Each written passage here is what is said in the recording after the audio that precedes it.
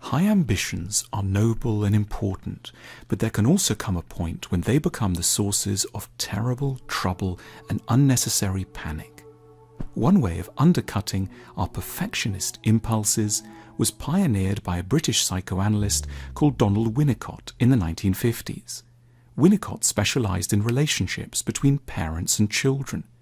In his clinical practice, he often met with parents who felt like failures, perhaps because their children hadn't got into the best schools, or because there were sometimes arguments around the dinner table, or the house wasn't always completely tidy.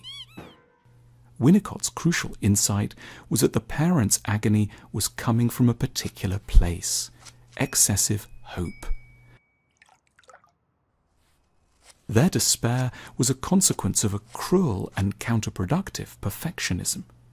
So as to help them reduce this, Winnicott developed a charming phrase. His parents needed to feel that they were good enough parents.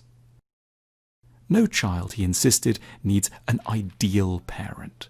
They just need an okay, pretty decent, usually well-intentioned, sometimes a bit grumpy, but basically reasonable father or mother.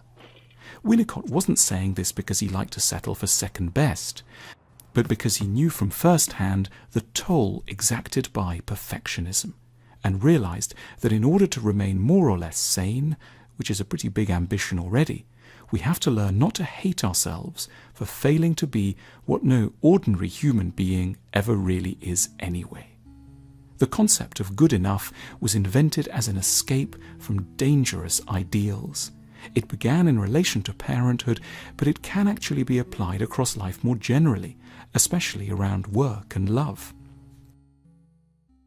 A relationship may be good enough, even while it has many dark moments. Perhaps at times there's little sex and a lot of heavy arguments. Maybe there are big areas of loneliness and non-communication.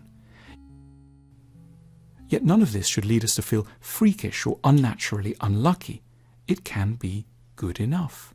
Similarly, a good enough job will be very boring at some points. It won't perfectly utilize all our merits, we won't earn a fortune, but we may make some real friends, have times of genuine excitement, and finish many days tired, but with a sense of true accomplishment. It takes a good deal of bravery and skill to keep even a very ordinary life going. To persevere through the challenges of love, work, and children is quietly heroic. We should perhaps more often sometimes step back in order to acknowledge in a non-starry-eyed but very real way that our lives are good enough, and that this is, in itself, already a very grand achievement.